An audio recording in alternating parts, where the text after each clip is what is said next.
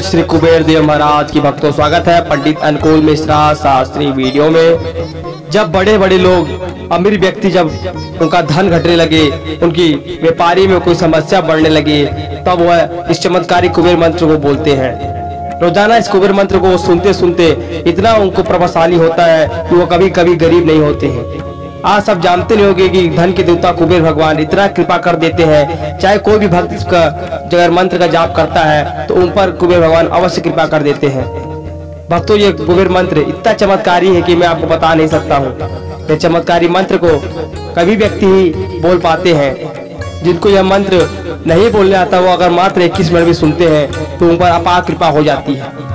अगर आप सब भी चाहते हैं कि मैं भी एक अमीर व्यक्ति बन जाऊं, मेरा भी जो कर्जा ले रखा है वो हमेशा के लिए सूख जाए और हमारा घर जो बैठा हुआ है वो बड़ा बंगली या बड़ा बंगला बन जाए, तो ऐसा हो सकता है भक्तों। बस आपको यह कुबेर मंत्र को भूल कर भी अनदेखा नहीं करना है।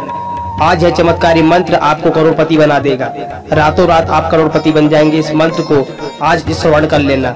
आज इस मंत्र को बिना श्रवण किए मत जाना, भूखे रह जाना पर इस मंत्र को श्रवण कर लेना। आइए मंत्र का श्रवण करते हैं। ओम श्रीम ह्रीम क्लीम श्रीम क्लीम वित्तेश्वराय नमः। ओम श्रीम ह्रीम क्लीम श्रीम क्लीम वित्तेश्वराय नमः। ओम श्रीम ह्रीम क्लीम श्रीम क्लीम वित्तेश्वराय नमः। ओम श्रीम ह्रीम क्लीम श्रीम क्लीम वित्तेश्वराय नमः। ओम ह्रीम श्रीम क्लीम श्रीम वित्तेश्वराय नमः। ओम श्रीम ह्रीम क्लीम श्रीम क्लीम वित्तेश्वराय नमः। ओम श्रीम ह्रीम क्लीम श्रीम क्लीम वित्तेश्वराय नमः। ओम श्रीम ह्रीम क्लीम श्रीम क्लीम वित्तेश्वराय नमः। ओम श्रीम ह्रीम क्लीम श्रीम क्लीम वित्तेश्वराय नमः। ओम ह्रीम श्रीम क्लीम श्रीम वित्तेश्वराय नमः। ओम श्रीम ह्रीम क्लीम श्रीम क्लीम वित्तेश्वराय नमः। ओम श्रीम ह्रीम क्लीम श्रीम क्लीम वित्तेश्वराय नमः। ओम श्रीम ह्रीम क्लीम श्रीम क्लीम वित्तेश्वराय नमः। ओम श्रीम ह्रीम क्लीम श्रीम क्लीम वित्तेश्वराय नमः। ओम ह्रीम श्रीम क्लीम श्रीम वित्तेश्वराय नमः। ओम श्रीम ह्रीम क्लीम श्रीम क्लीम वित्तेश्वराय नमः। ओम श्रीम ह्रीम क्लीम श्रीम क्लीम वित्तेश्वराय नमः।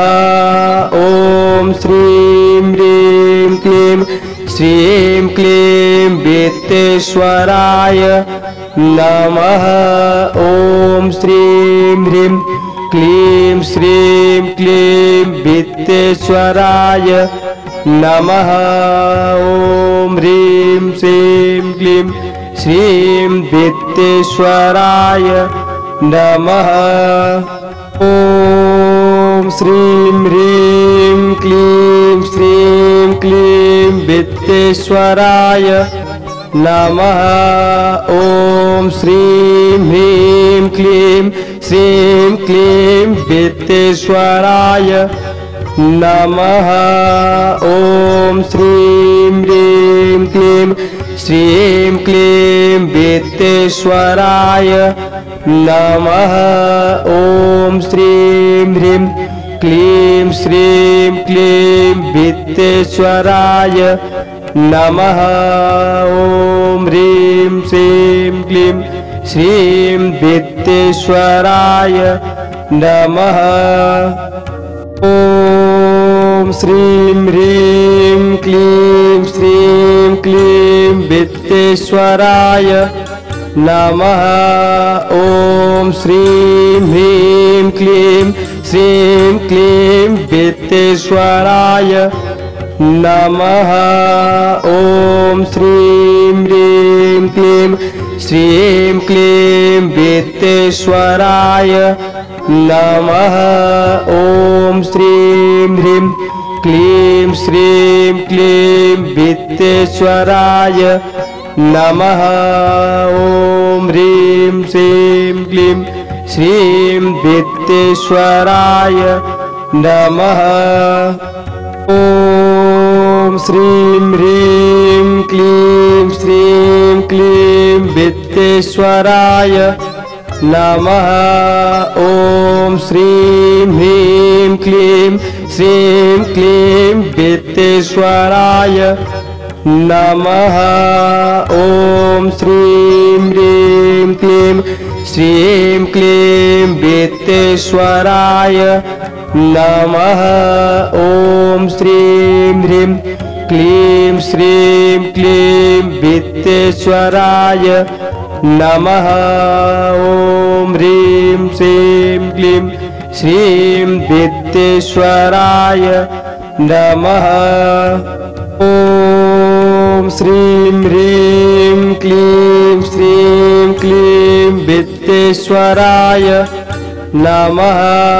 ॐ श्रीं ह्रीं क्लीं श्रीं क्लीं वित्तेश्वराय नमः। ॐ श्रीं ह्रीं क्लीं श्रीं क्लीं वित्तेश्वराय नमः। ॐ श्रीं ह्रीं क्लीं श्रीं क्लीं वित्तेश्वराय नमः। ॐ ह्रीं श्रीं क्लीं श्रीं वित्तेश्वराय नमः। ॐ श्रीं ह्रीं क्लीं श्रीं क्लीं वित्तेश्वराय नमः। ॐ श्रीं ह्रीं क्लीं श्रीं क्लीं वित्तेश्वराय नमः। ॐ श्रीं ह्रीं क्लीं श्रीं क्लीं वित्तेश्वराय नमः। ॐ श्रीं ह्रीं क्लीं श्रीं क्लीं वित्तेश्वराय नमः। ॐ ह्रीं श्रीं क्लीं श्रीं वित्तेश्वराय नमः। ॐ श्रीं ह्रीं क्लीं श्रीं क्लीं वित्तेश्वराय नमः। ॐ श्रीं ह्रीं क्लीं श्रीं क्लीं वित्तेश्वराय नमः। ॐ श्रीं ह्रीं क्लीं श्रीं क्लीं वित्तेश्वराय नमः। ॐ श्रीं ह्रीं क्लीं श्रीं क्लीं वित्तेश्वराय नमः। ॐ ह्रीं श्रीं क्लीं श्रीं वित्तेश्वराय नमः। ॐ श्रीं ह्रीं क्लीं श्रीं क्लीं वित्तेश्वराय नमः। ॐ श्रीं ह्रीं क्लीं श्रीं क्लीं वित्तेश्वराय नमः। ॐ श्रीं ह्रीं क्लीं श्रीं क्लीं वित्तेश्वराय नमः। ॐ श्रीं ह्रीं क्लीं श्रीं क्लीं वित्तेश्वराय नमः। ॐ ह्रीं श्रीं क्लीं श्रीं वित्तेश्वराय नमः। ओम श्रीं ह्रीं क्लीं श्रीं क्लीं वित्तेश्वराय नमः। ओम श्रीं ह्रीं क्लीं श्रीं क्लीं वित्तेश्वराय नमः। ओम श्रीं ह्रीं क्लीं श्रीं क्लीं वित्तेश्वराय नमः। ओम श्रीं ह्रीं क्लीं श्रीं क्लीं वित्तेश्वराय नमः। ओम ह्रीं श्रीं क्लीं श्रीं वित्तेश्वराय नमः। क्षमा चाहता हूँ, वीडियो अच्छी लगे तो वीडियो को लाइक कमेंट शेयर अवश्य करिएगा।